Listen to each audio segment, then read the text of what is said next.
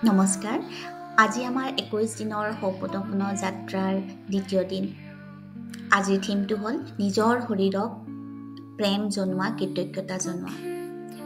আজি গোটেই দিনটো আপোনালোকে নিজৰ শৰীৰটোৰ প্ৰতি কৃতজ্ঞতা জনাব, ভাল পোৱা জনাব। আপোনালোকে ক'ব, সেই মোৰ প্ৰিয় শৰীৰ, তোমাৰ ওচৰত মই বহুত কৃতজ্ঞ।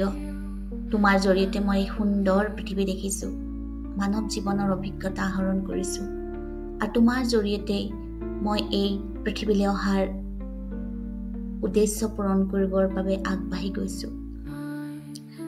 তোমাৰ ওচৰত মই বহুত কৃতজ্ঞ, আৰু তোমাক মই বহুত বেছি ভাল পাওঁ। তুমি যেনে হয় তেনেভাৱেই মই তোমাক ভাল পাওঁ। তোমাৰ প্ৰতি মোৰ কোনো অভিযোগ নাই, কোনো অসন্তুষ্টি নাই। তুমি মোক জীয়াই ৰাখিছা মোৰ সমস্ত অৱহেলা অৱজ্ঞাৰ স্বত্তেও। তুমি মোক সংগ দিছা, বহুত বেছি ভাল পাওঁ তোমাক। Dear body, I am sorry, please forgive me. Thank you. I love you my dear body, I love you. আজি গোটেই দিনটো কেৱল নিজৰ শৰীৰটোৰ প্ৰতি ভাল পোৱা আৰু কৃতজ্ঞতা জনাওক। ধন্যবাদ।